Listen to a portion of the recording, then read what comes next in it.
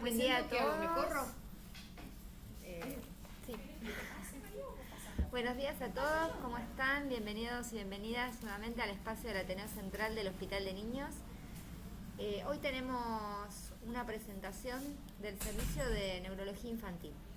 La doctora Cristina Vita, que ella es pediatra y neuróloga infantil del hospital, nos va a hacer una presentación inicial, así que yo mucho no les voy a contar, y la doctora María Laura Paviolo, que ella es becaria de la especialidad de tercer año, nos va a hacer la presentación del caso clínico y van a poder participar en la discusión, que es sumamente interesante y sumamente pediátrica. Así que los dejo con la doctora Vita. Recuerden los micrófonos cerrados y en el momento de la interacción sí pueden abrir y hacer las preguntas.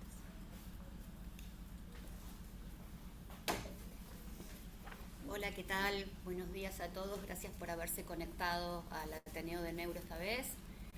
Bueno, en el día de hoy vamos a charlar un poquito sobre una enfermedad que nos apasiona mucho en el servicio y que el primer caso lo tuvimos en el año 2013 con un paciente que no sabíamos exactamente qué tenía, que tenía una enfermedad nueva, que empecé a sospecharla en octubre y pusimos el tratamiento de manera empírica. Y de esa manera en ese momento era tan difícil el diagnóstico de certeza que recién en febrero del año siguiente tuvimos la confirmación en Oxford de lo que estábamos sospechando. Afortunadamente el paciente ahora está muy bien, tiene casi 18 años y lo seguimos viendo con mucho cariño. En la actualidad vivimos una realidad distinta en el hospital y por suerte mucho mejor que aquella. Tenemos un equipo multidisciplinario donde trabajamos juntos neurólogos, psicopedagogos, hemoterapia, las salas, el laboratorio que podemos hacer el screening específicamente en nuestro hospital. Y de hecho en este momento somos también centro de derivación cuando hay una sospecha de esta enfermedad. Así que quería mostrarles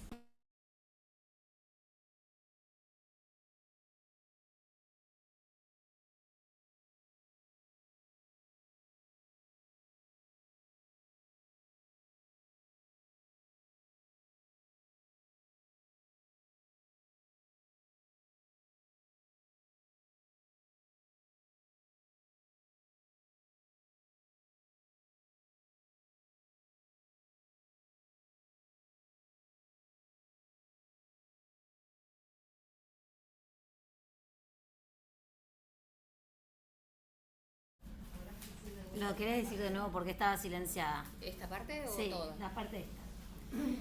Bueno, a punto de partida y como disparador, quería referenciarles este libro, que es una autobiografía referencial de una periodista del New York Post de 24 años que vivió en primera persona la enfermedad de la cual vamos a hablar hoy y la nominó como un mes de locura con mi cerebro en llamas. Así que, bueno, espero que lo puedan leer, el que se vea interesado, y le doy lugar a Laura para que comente el paciente. Bueno, buenos días a todos. Soy la doctora María Laura Paviolo, becaria de tercer año de neurología infantil. Voy a dar inicio a la presentación del caso clínico. Ahí está, ahora pasala.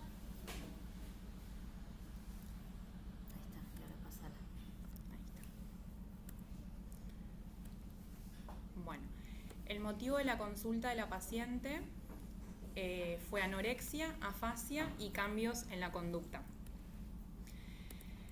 Como antecedente de enfermedad actual, es una paciente de 11 años de edad, previamente sana, que inicia 3 meses previos, según relato de la madre, con en el pensamiento, episodios de confusión e hiporexia. Esto empezó a llamar la atención de la madre, de los padres. Habían consultado en una oportunidad en una guardia, le indicaron tratamiento psicológico.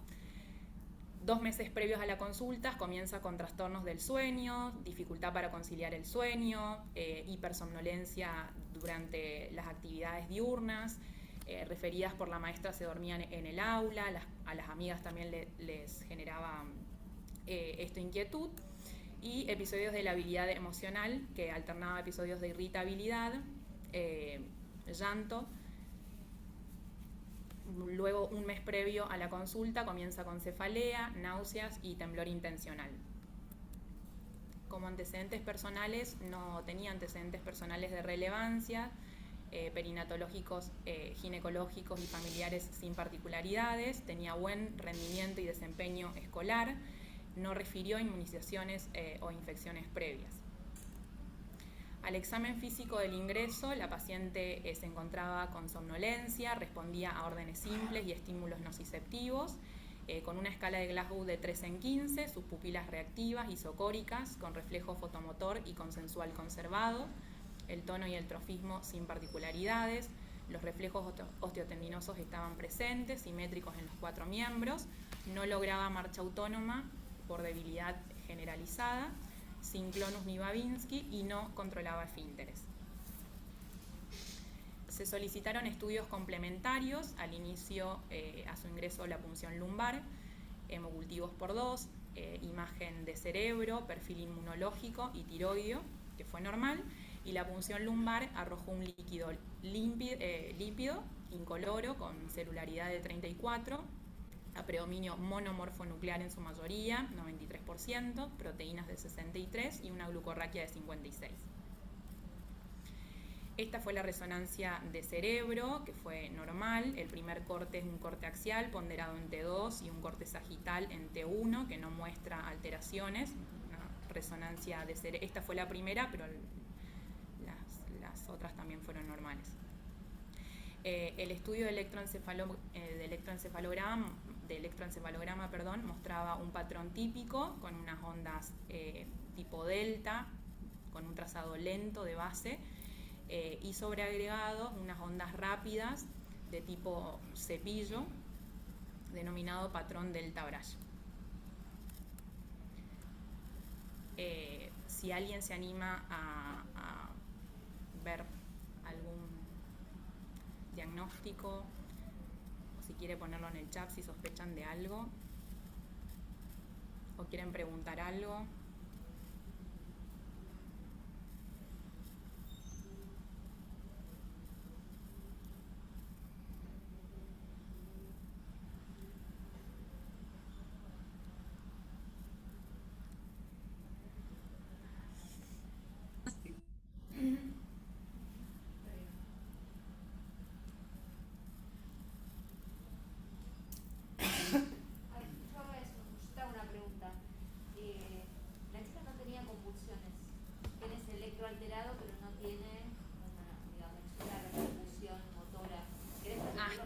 Hasta ese momento, hasta el ingreso no, pero hasta ese momento de la consulta no, pero después presentó un episodio de convulsivo focal que ahora lo voy a nombrar durante el ingreso hospitalario. ¿Y ese patrón electroencefalográfico asocia con convulsiones o es...? Puede no asociar a convulsiones. Puede tener, o sea, de acuerdo a las características, puede llegar a tener convulsiones focales o generalizadas, pero puede no tener crisis en ese momento. Ese es un patrón del ritmo de base de la enfermedad. Ese patrón electroencefalográfico es básicamente de la enfermedad que la paciente presentaba, que puede o no asociarse a convulsiones. Digamos, los ritmos delta o lentificados de base hablan de un cuadro de encefalitis o de inflamación del encéfalo, por eso es la lentificación. Lo que sí llama la atención de una encefalitis diferente a otras es que tenga esos ritmos rápidos intercalados, que son tipo ritmos beta, que por eso se ven todos muy negritos, porque es una onda al lado de la otra en poquitos segundos, y que por eso está denominado en la literatura anglosajona como brush o cepillo, es decir, un trazado lento de encefalitis con un cepillito rápido por encima. Y eso se llama extreme delta brush, porque fisiológicamente en los neonatos existe el delta brush, pero no con esa velocidad en los ritmos beta.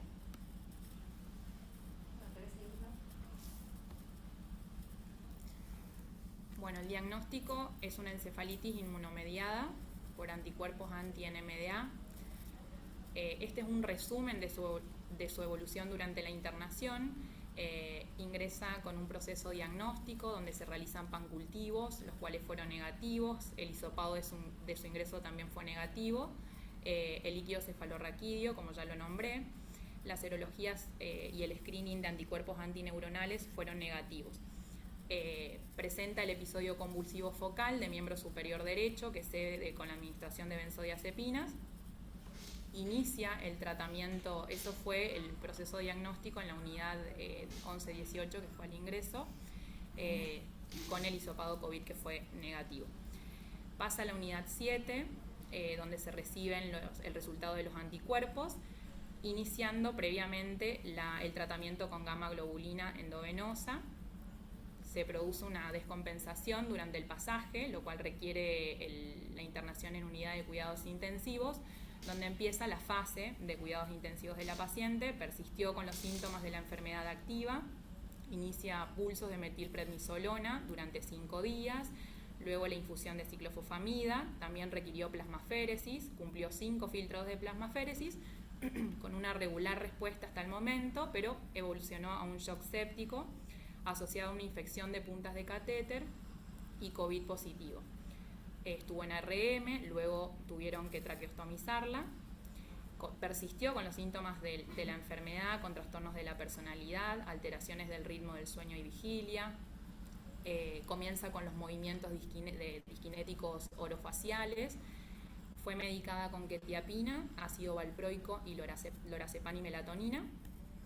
Este es un video donde se observan los movimientos característicos orolinguales.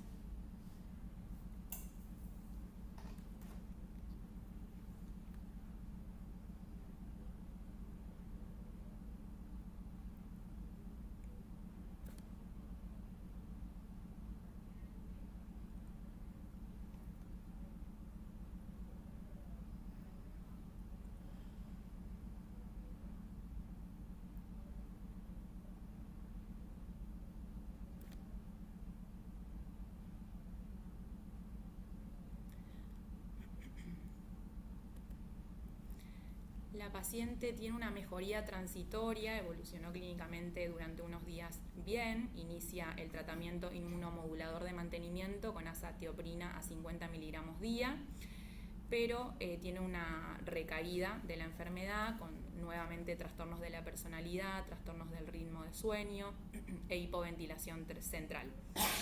Pasa a la unidad de terapia intermedia, donde inicia tratamiento con rituximab, cumplió 4 infusiones y se observó una franca mejoría.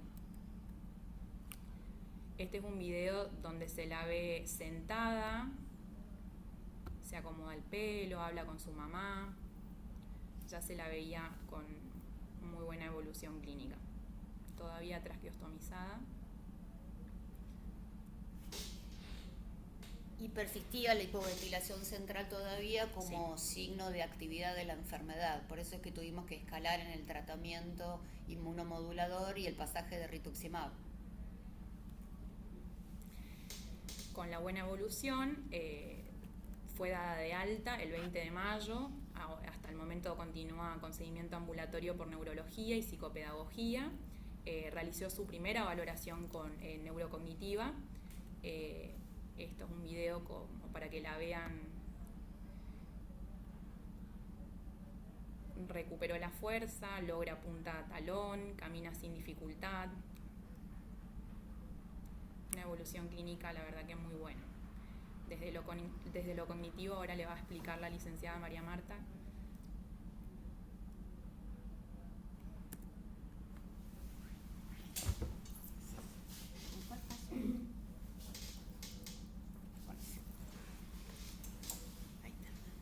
Hola, buenos días. Yo soy María Marta y soy psicopedagoga de neuro y hago las evaluaciones neurocognitivas de los pacientes de neurología.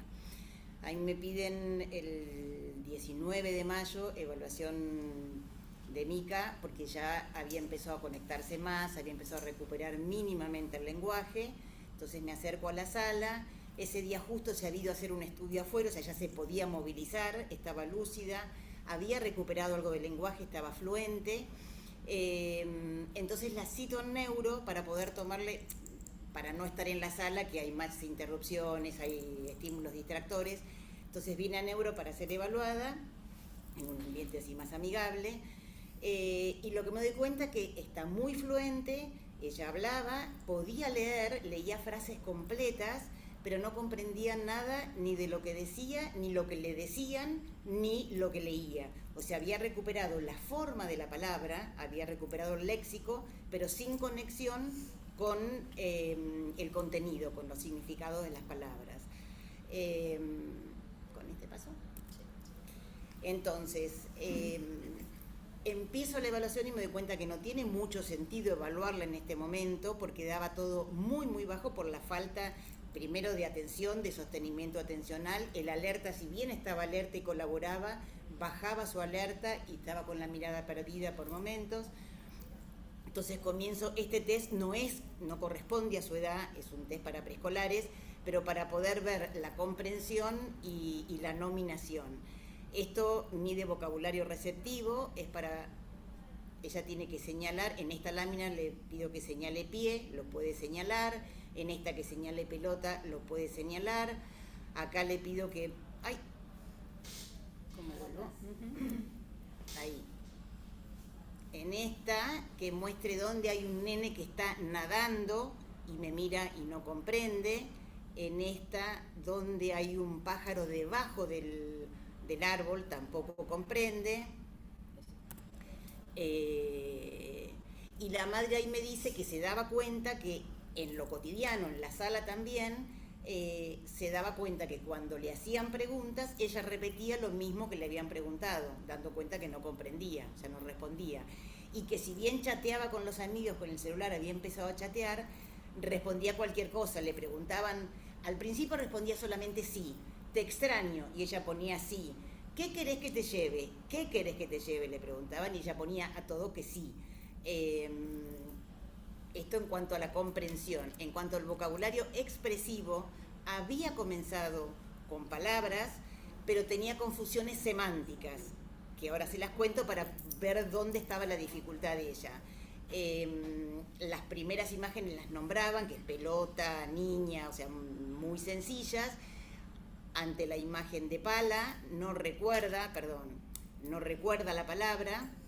Entonces, en general, no, cuando no recuerdan las palabras, hasta ahora todos los chicos que habíamos visto en neuro con encefalitis, cuando empezaban a recuperar, tenían dificultad en su vocabulario expresivo, tenían anomias. Conservaban los conceptos, conservaban la imagen mental, pero al querer nombrar esa palabra, no encontraban la forma sonora, no encontraban los sonidos para armar la palabra. Entonces, cuando uno le da la clave fonológica, le da los primeros sonidos de la palabra, se accede a esa palabra. Yo acá, ella pala no lo podía nombrar, entonces le digo, esto es una pa, y ella no lo puede completar, porque ella había perdido el significado de la palabra. Y los errores que ahora les cuento son errores semánticos, es decir, son errores de clasificación, que tienen que ver con el significado también de la palabra. A tomate, ella le dice manzana, frente a la mariquita dice es una araña, y al puente dice es una escalera.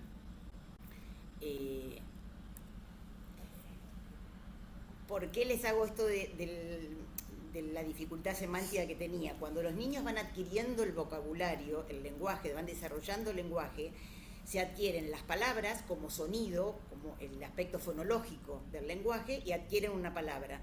Esa palabra, si yo veo, no sé, lápiz, nombro la palabra lápiz, automáticamente me dispara el significado y voy al concepto lápiz. Esto es simultáneo, pero son almacenes diferentes. Está el almacén lexical, que contiene todas las palabras, y está el almacén semántico, que contiene todos los conceptos que voy construyendo. Los conceptos yo no los guardo, los conceptos se van formando con el aprendizaje. Los conceptos no los guardo de cualquier manera. Nosotros tenemos en nuestro cerebro guardados los conceptos en forma organizada. ¿Y cómo se organizan? Por categorías. Tenemos diferentes categorías, seres vivos, verduras, frutas, cosas de la casa. Y estas categorías después se empiezan a relacionar para hacer las redes semánticas que nos sostienen toda la comprensión. Estos dos almacenes que le decía, el semántico y el fonológico, o sea, la forma del lenguaje es como se dice, y el contenido, que serían los conceptos, ella había recuperado las palabras, pero no vinculaba, no conectaba con los conocimientos, con los significados. Entonces, Lo raro es que ella, por ejemplo, leía perfecto. Ella le doy esta imagen y lee el ratón come queso, pero con una automaticidad en su lectura y una fluencia perfecta. Pero le pregunto, ¿quién come queso? No me responde. ¿Qué hace el ratón? Queso, me dice. ¿Qué come? Nada. Y si yo insisto, ella repetía colálicamente, el ratón come queso. Esto es un chat, uno de los chats que me manda la mamá que tenía con los amigos. Este amigo le había dicho, no me llames Mica porque se supone que estoy durmiendo y mis papás no me dejan chatear, pero podemos hablar. Y ella lo llamaba y le decía, no me llames porque no puedo hablar. Y ella lo volvía a llamar, Mica, no me entendés, no me llames. Y acá sigue acá, dice, no quiero mucho arriba de eso. Ah, se ve. No quiero mucho. Está tapado. No quiero mucho. ¿Qué le dice? Estaba con un amigo hablando, ¿eh? Gracias, Enio, gracias por su amor en todo. ¿Te confundiste? Gracias. Miku, le dice, te amo, estás confundida. O sea, para que vean que la dificultad de comprensión se veía en los test, pero se veía en lo cotidiano, en la sala, y se veía también con los amigos. Bueno, ahí las dejo con la doctora. Eso fue en ese momento. Sí. Esto es en cuanto al tratamiento actual. La paciente sigue con azatioprina a 50 miligramos día, con buena tolerancia, buena evolución, y persiste desde la parte cognitiva, sigue la valoración con María Marta, que ahora quiero que vean un video. Es decir, que esa evaluación que les contó María Marta es la evaluación al egreso hospitalario. Es decir, clínicamente la paciente estaba autoválida. Podía caminar, ir al baño, no controlaba esfínteres, etcétera, pero la parte neurocognitiva es la secuela a largo plazo o el tratamiento a largo plazo que tenemos que rehabilitar en estos pacientes. Entonces, para ver cuánto rehabilita, necesitamos siempre un tiempo cero al egreso hospitalario, que es lo que hizo María Marta. Con qué fluencia, con qué lenguaje se fue, para que a punto de partida de ahí y en la evolución podamos ir chequeando cómo va mejorando y ver que no sigue activa la enfermedad. Claro, yo en ese momento, no lo pongas todavía, en ese momento, fue el 19 de mayo que ella se va de alta, veo que prácticamente no podía evaluarla porque no comprendía, también estaba con lentificación en su pensamiento, con cierta torpeza en responder en la parte motora. Entonces, todo me daba menos de 2 años. Entonces digo, bueno, no tiene sentido evaluarla y empecé el tratamiento de rehabilitación. Era preferible empezar a trabajar con estos campos semánticos. Luego yo me voy de licencia y ahora que vuelvo comencé a evaluarla. Ahora que la vi luego de 2 meses, está exponencialmente mejor. Está muchísimo mejor, pero aún persisten las dificultades. El video en realidad quisiera mostrarlo. Ahí está. Las evaluaciones neurocognitivas comienzan en los chicos, primero con un test de inteligencia, para la edad de ella toca el WISC, que es el Bachelor para niños, donde se obtiene un CI, un cociente intelectual, que es un pantallazo del rendimiento actual, una foto de su rendimiento intelectual actual. ¿Cómo este test consta? Bueno, no sé si conocen la portada, son... lo que está de este lado es lo mismo que está acá están los números, acá está dibujado. Estas son 15 pruebas, esas pruebas se agrupan por habilidades, la comprensión verbal, la organización visoespacial, el razonamiento, la atención y memoria de trabajo y la velocidad de procesamiento para dibujar símbolos o para hacer test de tachados. Y con esto se sacan los cocientes. La puntuación... Perdón.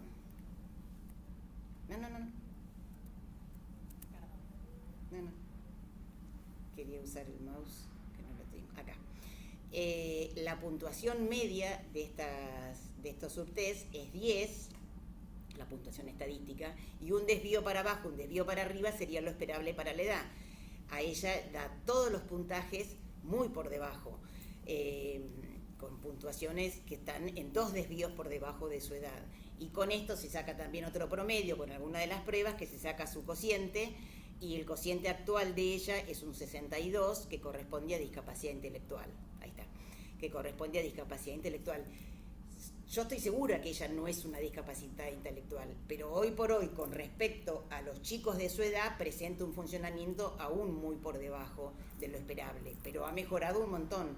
Yo recién estoy haciendo la evaluación, ahora tengo que continuarla, y vamos a continuar el tratamiento rehabilitador. Lo que no contamos es con evaluaciones previas, porque ella era una niña sana. Lo que sí sabemos que le iba bien en el colegio, pero lamentablemente también hemos pasado por una pandemia donde ella cursó sistemáticamente solamente hasta 4º grado, porque 5º y 6º los hizo por pandemia, con dificultades para conectarse, como muchos de nuestros chicos, y 1er año no llegó a cursarlo porque ya empezó su enfermedad en noviembre, diciembre del año anterior, de 6º grado. Todavía no ha vuelto al colegio y ahora, bueno, estamos tramitando, hablando con los rectores del colegio para ver de qué manera la pueden recibir en la escuela, pero que no sea una frustración, porque va a ir sin haber cursado 5º y 6º, sin haber cursado 1er año, a la segunda parte de una educación secundaria de 1er año y con las dificultades que tiene. Entonces se va a tramitar un PPI, un plan pedagógico individual, para que puedan acompañarla. Y acá quería mostrarles un video. ¿Este era? Sí, perfecto. Y no sé cómo se pone. De una prueba de comprensión. Todas las cruces y después un círculo rojo. Señala 2 figuras rojas, pero primero una cruz amarilla.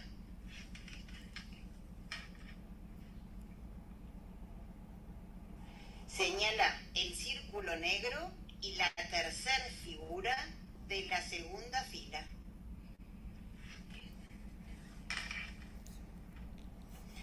Si hay un círculo blanco, toca 3 cruces y un círculo negro. No hay ningún círculo atrás. Me dice, no hay círculo blanco. Señala una figura y después otra figura del mismo color.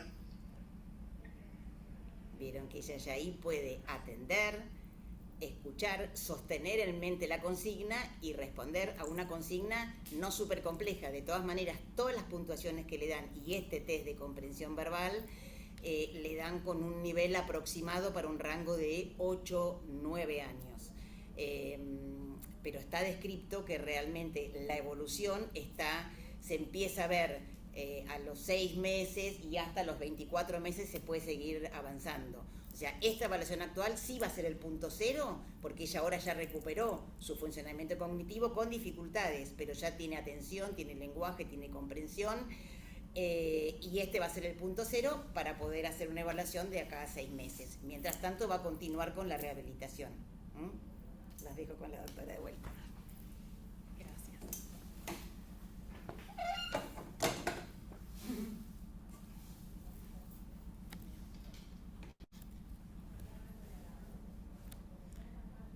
Una foto de Mica ya casi recuperada. Hay una pregunta, si la quieren contestar ahora o después, de la doctora Selinger, de cuál es el pronóstico de recuperación neurocognitiva en estos pacientes. Que hable yo a lo primero. Sí. Esta paciente tiene algunos marcadores de mala evolución, que son criterios mayores que los cumple con todos, que son haber tenido la enfermedad activa por lo menos durante un mes sin tratamiento ni diagnóstico, que lo tuvo. ¿Se acuerdan que empezó con los síntomas en septiembre más o menos? Otro de los criterios mayores es que si es una NMDA tenga extreme delta BRASH, que también lo tuvo. Otro criterio mayor de agresividad de la enfermedad es que haya requerido UTI y la necesitó. Y otro de los criterios mayores de mala evolución es el requerimiento de plasmaféresis. Es decir, independientemente de todas estas cosas en contra que tenemos y de los pasajes a terapia en 2 oportunidades y en las recaídas aún con el tratamiento efectivo específico, tenemos que esperar 24 meses para ver el pronóstico de la paciente. De todas formas, todos sabemos que por la plasticidad neuronal que los chicos tienen y que los adultos no, siempre el pronóstico de un niño o un adolescente va a ser mucho mejor que si cualquiera de nosotros tenemos encefalitis por NMDA como tuvo Mica. Ahora las dejo con María. Ya contestaste, está perfecto. Está perfecto. Pensé que la pregunta era con respecto en general a las encefalitis, no en el caso de Mica. También, o sea, en general las encefalitis. Ah. Si querés, María Marta, contestar. Yo puedo contarles de la poca experiencia de los chicos que vimos acá, que habrán sido 10 más o menos. Todos evolucionaron perfecto, salvo el primero que le costó mucho más.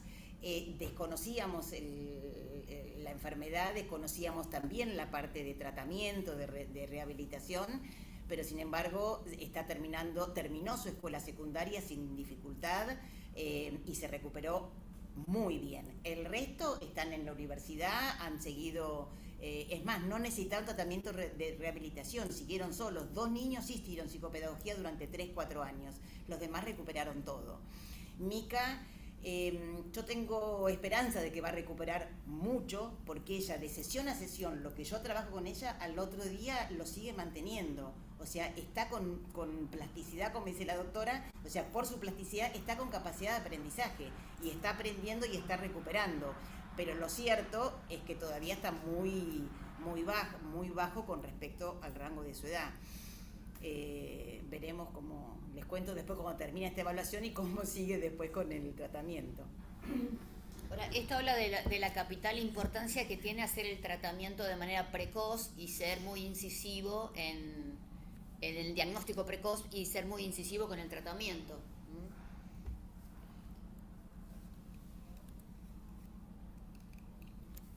Otras preguntas no hay, ¿no?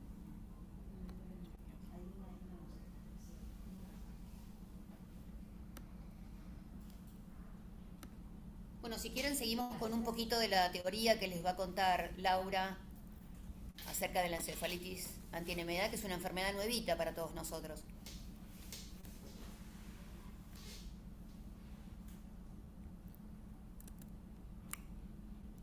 Bueno. En cuanto a la epidemiología de la enfermedad, es la encefalitis autoinmune más común en la edad pediátrica, predomina en el sexo femenino, tiene una incidencia de 2 a 3 casos por millón. El 50% de las mujeres jóvenes tiene un teratoma de ovario, pero en la población pediátrica la presencia de tumor es bastante infrecuente.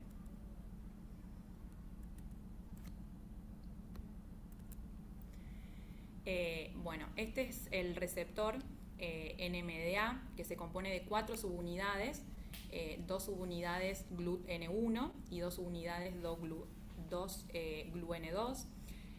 Es un receptor que actúa como receptor inotrópico excitatorio postsináptico y tiene un papel crucial en los mecanismos de plasticidad sináptica necesarios para el aprendizaje, la memoria y la cognición.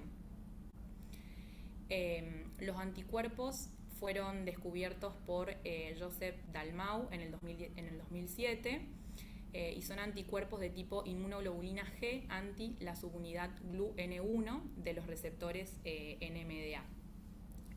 Actúan de manera selectiva contra epitopos extracelulares conformacionales, lo cual explica que solo las técnicas que preserven la estructura nativa del antígeno, como por ejemplo tejidos cerebral, cultivo de neuronas y células transfectadas con el receptor, permitan la detección de estos anticuerpos. En cuanto a la etiopatogenia en modelos experimental, se destacan 2 estadios. El primer estadio comienzan los síntomas neurocognitivos y psiquiátricos, tales como la psicosis, movimientos anormales, convulsiones y fenómenos disautonómicos, y se observa infiltrado cerebral de tipo plasmocitos, linfocitos CD8, depósitos de inmunoglobulinas y activación glial. En el líquido cefalorraquídeo se observa pleocitosis y anormalidades, y pueden haber anormalidades en la resonancia. Suele durar 3 meses o más en algunos casos. El estadio 2 es el proceso de recuperación, donde empieza a resolver lentamente los síntomas previamente descritos, manteniendo algunos trastornos del comportamiento, alteración de la memoria, funciones ejecutivas y procesos cognitivos en general. La pleocitosis y los cambios neuroradiológicos son mínimos o ya están resueltos y suele durar 6 meses o más. En ambos estadios, los anticuerpos anti-NMDA son positivos tanto en el suero como en el líquido cefalorraquídeo y pueden tener su titulación en descenso durante meses. Los criterios diagnósticos de encefalitis constan de los diagnósticos probables. El diagnóstico probable de encefalitis se considera si cumple al menos 3 de los siguientes criterios.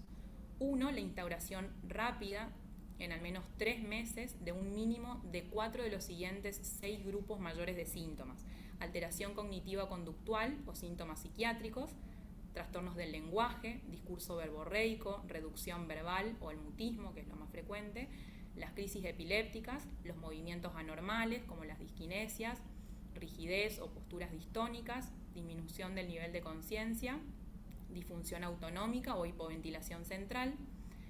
2.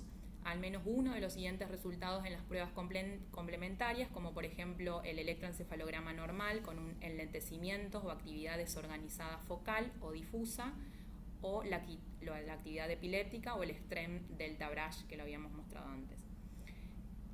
El líquido cefalorraquídeo con pleocitosis o las bandas oligoclonales. Y 3. La exclusión razonable de otros trastornos.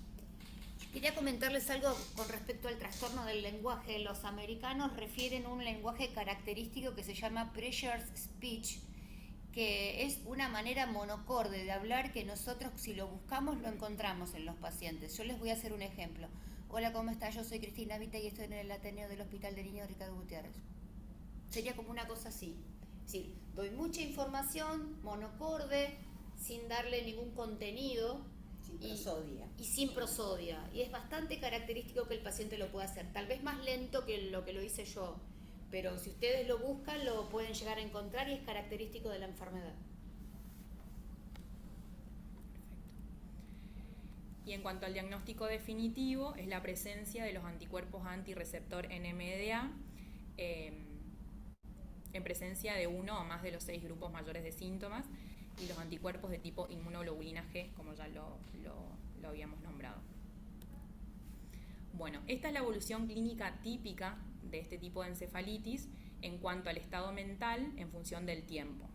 El estado basal comienza, o sea, una paciente generalmente es sana, con un cuadro prodrómico, con síntomas pseudogripales durante la primera semana.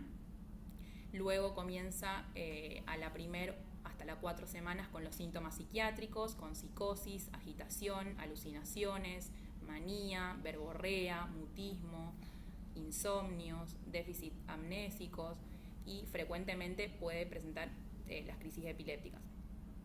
Luego de semanas o meses comienza la fase de cuidados intensivos, donde aparecen los movimientos anormales, las disquinesias, las reacciones disociadas, la catatonía, coma, fenómenos disautonómicos e hipoventilación. Luego de los entre 5 a 24 meses, la fase de recuperación prolongada, donde aparecen las secuelas: disfunción ejecutiva, impulsividad, desinhibición y los déficits cognitivos.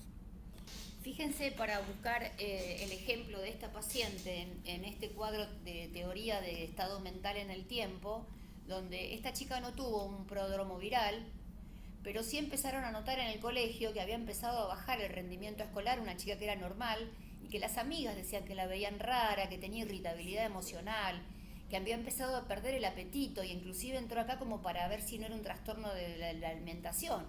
Y ahí es donde empezamos a ver que la paciente, empezamos a sospechar el diagnóstico y empieza a empeorar y a ganar en síntomas, hasta que inclusive llega a un cuadro de deterioro que puede llegar a rozar el coma, que fueron esas semanas o meses donde nosotros llegamos al diagnóstico de certeza: gamma globulina, corticoides, plasmaféresis, se choca, se infecta, pasamos ciclofosfamida, pasamos a rituximab, y recién ahí es a donde empezamos a ascender en la clínica, la sacamos del cuadro, sale del cuadro psicótico, empieza a estar dentro de su estado basal, y ahora estamos subiendo esta montañita con María Marta para poder llegar a ver si a los 24 meses logramos conseguir a la misma mica que teníamos en el estado basal.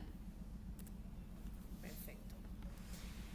Bueno, esta es una publicación en cuanto a la clínica de estos pacientes y de pacientes exclusivamente pediátricos, que agrupa el cuadro clínico, que muy bien lo explicó Cristina ahora, el cuadro prodrómico clásico, que en el 50% de los pacientes aparece, lo más frecuente es que aparezca cefalea, episodios febriles, diarrea, vómitos, manifestaciones neurológicas que pueden incluir la alteración del nivel de conciencia, confusión, trastornos del sueño, trastornos del movimiento, convulsiones que pueden ser focales, generalizadas o multifocales, movimientos anormales, la ataxia, corea, movimientos disquinéticos que predominan los movimientos oromasticatorios, pueden haber disquinesias de tronco, de miembros, mioclonías o temblor, hasta episodios de opistótonos también.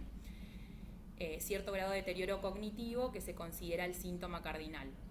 Regresión del desarrollo, pérdida del lenguaje, alteraciones del habla, cambios en el comportamiento y los síntomas psiquiátricos en más del 50% de los niños. Dentro de los diagnósticos diferenciales están las encefalitis víricas, los trastornos psiquiátricos primarios, el consumo de drogas de abuso, el síndrome neuroléptico maligno, el síndrome serotoninérgico, la catatonía letal, las otras encefalitis autoinmunes, el síndrome antifosfolipídico, la encefalitis letárgica, el síndrome de solapamiento entre NMDA y neuromielitis óptica, los síndromes epilépticos y el síndrome de Klein-Levin. En cuanto a los estudios diagnósticos complementarios, se debe solicitar siempre un laboratorio completo con muestra de hemograma, eritro, PCR, vitamina B12, láctico, un perfil infeccioso, tiroideo, reumatológico, orina para descartar las drogas de abuso, líquido cefalorraquídeo con el citoquímico, las bandas oligoclonales, perfil infeccioso del líquido y el screening de los anticuerpos antineuronales. Con respecto al perfil tiroideo les cuento por qué, porque uno de los diagnósticos diferenciales es la tirotoxicosis. Si bien nosotros en niños no lo vemos, en mujeres en edad adulta se puede ver. Y por el otro lado, porque hay una reacción cruzada de estos anticuerpos anti-NMDA con los anticuerpos antitiroglobulina y antifracción microsomal. Entonces estos pacientes pueden cursar durante la encefalitis autoinmune un hipotiroidismo que una vez curada la enfermedad dejan de tenerlo.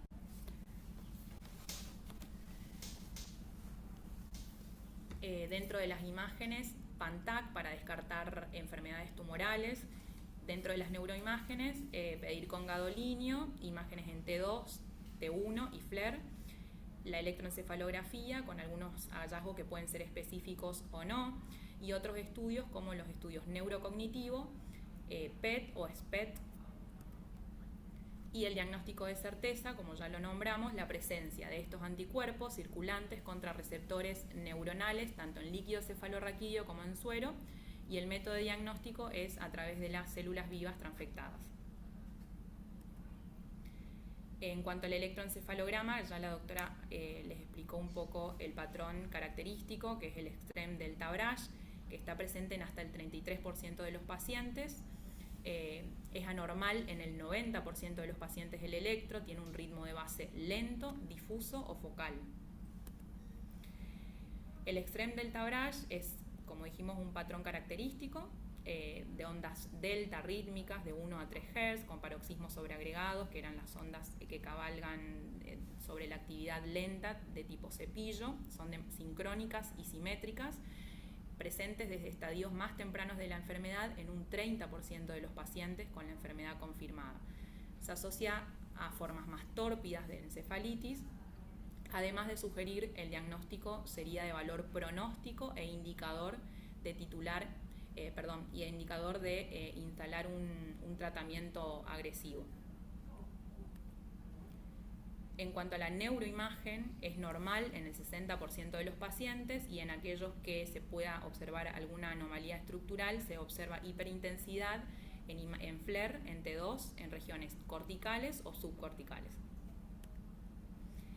En cuanto al tratamiento, el tratamiento que se usa de primera línea en los niños son los pulsos con corticoides, metilprednisolona 30 miligramos por kilo, día durante 3 a 5 días con una dosis máxima de 1 gramo al día, gamma globulina 1 a 2 gramos por kilo en dosis únicas o 3 a 5 días de 400 miligramos kilo día. La plasmaféresis también está dentro de los de primera línea y obviamente la extracción en el caso de que haya un tumor. Dentro de los de segunda línea se encuentra el rituximab, que bueno, en algunas publicaciones también hablan de instalarlo dentro de los de primera línea. La dosis es de 375 miligramos por metro cuadrado semanal durante 4 semanas o 1 gramo 2 veces separadas por 2 semanas. La ciclofosfamida, a dosis de 750 miligramos por metro cuadrado mensual durante 4 a 6 meses en función de la evolución o ambos combinados. El micofenolato también en pacientes con mala respuesta o la azatioprina. El beneficio de la inmunoterapia en este tipo de encefalitis es indiscutible. Comenzar por las terapias menos agresivas es lo recomendado, con los corticoides y la gamma-globulina. En pacientes refractarios, la plasmaféresis, el rituximab o la ciclofosfamida, que pueden usarse sola o combinadas. Y en unidades de cuidados intensivos donde tengan experiencia con la técnica, la plasmaféresis, que es más segura y tiene menos efectos secundarios a largo plazo en comparación con otros tratamientos inmunosupresores. El pronóstico de la enfermedad, la media de tiempo estimada para la mejoría clínica es de 6 semanas, la tasa de recaída es del 12% en los primeros 2 años, usualmente con una presentación más benigna. Todo paciente que presenta recaída de la enfermedad debe realizar un screening tumoral cada 6 meses durante los siguientes 2 años del diagnóstico de la enfermedad. Las recidivas son más frecuentes en aquellos casos que no recibieron tratamiento del tumor o de una inmunoterapia precoz, y la recuperación suele producirse en orden inverso a la presentación de los síntomas. La conducta social y las funciones ejecutivas son normalmente las últimas que mejoran y se puede esperar hasta 2 años. Como conclusión, creemos que es de vital importancia reconocer esta enfermedad para poder realizar un diagnóstico rápido y oportuno e iniciar tratamiento de manera precoz para disminuir el riesgo de secuelas graves y mejorar la calidad de vida de nuestros niños.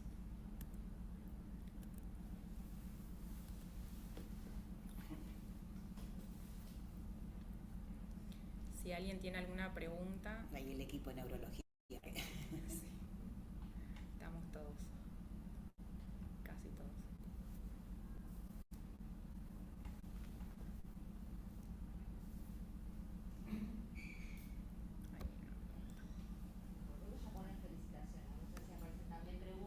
Bueno. Niños Sara, muchas gracias. Bien, compañera nuestra del equipo. El tratamiento siempre es combinado de inicio, gamma y corticoides, pulsos de metilprednisolona más gamma, ¿se dan juntos de inicio? No necesariamente. Porque estos pacientes, lo pregunto a propósito, es el paciente que por ahí llega y uno tiene la sospecha en algún momento que no siempre está en el servicio de neurología disponible. Y no esperamos los anticuerpos, que eso hablamos, Claro, no esperamos eso los anticuerpos para quiero iniciar el tratamiento. No, creemos que lo más importante es iniciar el tratamiento una vez que se sospecha la enfermedad. El tratamiento es con lo que uno también tenga en ese momento, pulsos de corticoides, gamma globulina o incluso el rituximab también ahora se está viendo dentro de los de primera línea. Lo puse dentro de los de segunda línea por las publicaciones que hay pediátricas, pero también es una opción válida. La verdad que el tratamiento de primera línea depende mucho de los recursos que tenga el servicio, digamos. En el hemisferio norte habitualmente hacen pulsos de metilprednisolona y después pasan a la plasmaféresis. Ni siquiera gastan gamma globulina, porque si ustedes piensan, la gamma globulina dura 3 semanas y si el paciente no responde lo vamos a filtrar, con lo cual gastamos un montón de dinero y después lo tenemos que sacar. Pero la realidad es que nosotros, por ejemplo, la serología para herpes y demás que tenemos que descartar sí o sí antes de inmunomodularlo, no la tenemos a veces tan precozmente. Entonces tenemos que empezar a perder un poco de tiempo con la gamma globulina, con el corticoide. La plasmaféresis o el recambio plasmático requiere de la colocación de un catéter central, entonces hay que esperar un tiempo en quirófano, el paciente tiene que estar sin fiebre, en este caso el paciente tenía que ver que fuera COVID negativo, pero la realidad es que los tratamientos de primera línea son corticoide, plasmaféresis, gamma. Nosotros a veces cambiamos y hacemos corticoide gamma o gamma corticoides de acuerdo a cómo vamos teniendo las serologías y los tiempos de quirófano para poner el catéter. Y algunos usan ya directamente el rituximab cuando no funciona. En la ciclofosfamida la podemos combinar como quimioterápico antes del filtrado, es decir, porque esperamos que el quimioterápico funcione y después como la plasmaféresis es a días alternos, después hacemos el filtrado, porque los mecanismos de acción íntimos son diferentes. La ciclofosfamida como quimioterápico inhibe la síntesis de linfocitos y la plasmaféresis lo que hace es filtrar a los anticuerpos ya producidos. Entonces, por un lado saco los linfocitos B activos y los linfocitos T que están haciendo inflamación y con el filtrado saco las inmunoglobulinas. Estadísticamente se dice hacer 5 plasmaféresis, pero en realidad lo que se hace son tantas plasmaféresis como sean necesarios hasta que uno llegue a la meseta de la enfermedad.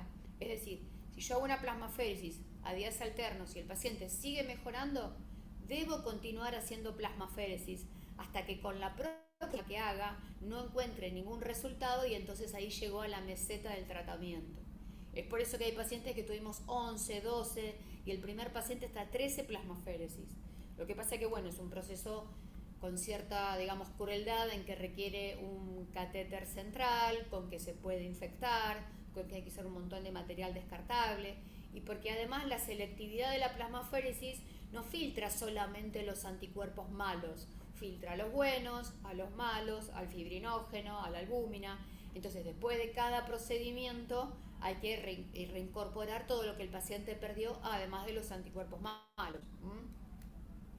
Pero bueno, es uno de los tratamientos de elección, sino el tratamiento de elección teórico, porque en definitiva no estaríamos intoxicando al paciente con ningún fármaco, sino que solamente sacando los anticuerpos que están haciendo la enfermedad.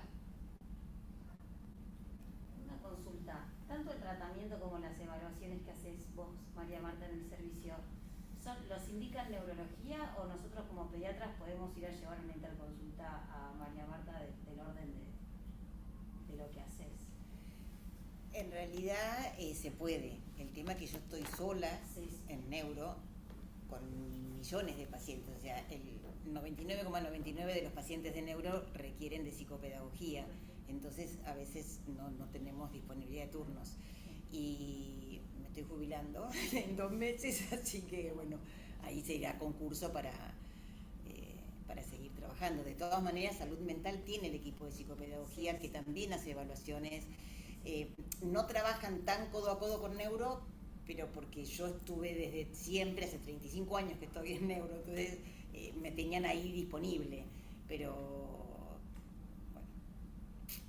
bueno, si es necesario sí se hacen las evaluaciones, pero depende de la disponibilidad de turnos. Disponibilidad y recursos. Claro. Perfecto, gracias. Bueno, ¿hay alguna otra pregunta? En realidad al final pusimos esto continuará porque seguramente cuántas veces nosotros hicimos un diagnóstico de una meningitis aséptica o de una encefalitis digamos, sin conocer el anticuerpo y a punto de partida de Dalmau, que es un médico catalán del Hospital San Juan de Dios de Barcelona, que diagnosticó por primera vez esta enfermedad en el anticuerpo contra el NMDA, empezaron a encontrarse diferentes proteínas de diferentes epitopes y entonces hay contra el LG1 o el G1, AMPA, un montón de otros anticuerpos o digamos de anticuerpos que se pegan en receptores de neuronas y a punto de partida del lugar donde estén esas neuronas son las clínicas que dan. Hay algunas que son más conductuales como la NMDA, hay algunas que son más epileptógenas como las que tienen que ver con el GABA y bueno, y a medida que van pasando los años se van descubriendo entre 1 o 2 epitopes nuevos, entonces es como que en algún momento la neuroinmunología va creciendo de manera exponencial y vamos a tener encefalitis anti-NMDA, anti-LG1, anti-LG2, etcétera, etcétera, a medida que vayan descubriendo diferentes epitopes. Gracias. Bueno, gracias por compartir el espacio. Bueno, gracias por la presentación, como siempre, excelente. Insistíamos mucho en esta pregunta de qué hacer al principio, porque bueno, acá la verdad es que en el hospital nosotros tenemos la suerte de tener un servicio de neurología que uno al día siguiente puede ir, consultar, etcétera, pero muchos lugares que no tienen tan disponible y tan a mano un servicio de neurología o los recursos, bueno, está bueno tenerlo en mente, sospecharlo, pensarlo rápidamente, instaurar el tratamiento, tomar las muestras para el diagnóstico y consultar a un servicio de especialistas porque bueno, esta es una enfermedad que la verdad es que por más que uno la pueda diagnosticar e iniciar, todo lo que es el seguimiento, piensen que todo lo que nos están hablando es a 2 años de síntomas, hacer la evaluación final de cómo terminó ese paciente, es algo para tener un servicio de neurología que nos respalde. Así que bueno, muchas gracias por traernos su experiencia, la actualización, porque lo de rituximab como primera línea, la verdad es que yo no lo tenía, así que muchas gracias como siempre por enseñarnos. Y a todo el resto los vemos no la semana que viene, sino la siguiente. La semana que viene los queremos invitar a las jornadas de residentes, son jornadas de investigación que organiza el Comité de Docencia. En el hospital hace 11 años que se están haciendo programas de investigación, se llama IMIP 1 y 2, participan residentes de varios niveles, y no tan solo en el hospital, sino que gracias al trabajo súper importante de la doctora Cris Elías Costa, que es la secretaria del CODEI, y a todos los grupos de instructores, esto se fue extendiendo y participan hospitales tanto de la ciudad como de otros lugares, de Tandil, de Rosario. Bueno, la verdad que es un programa que se ha extendido un montón, súper interesantes los trabajos que presentan los residentes, la verdad es que vale la pena conectarse, les va a haber llegado probablemente por el mailing del hospital la invitación, van a ser la semana que viene, 10, 11 y 12 de agosto, así que no vamos a tener Ateneo Central porque vamos a estar muy abocados a escuchar las presentaciones. Así que quedan todos invitados y nosotros nos vemos en 2 semanas. Muchas gracias por estar del otro lado y nos vemos pronto.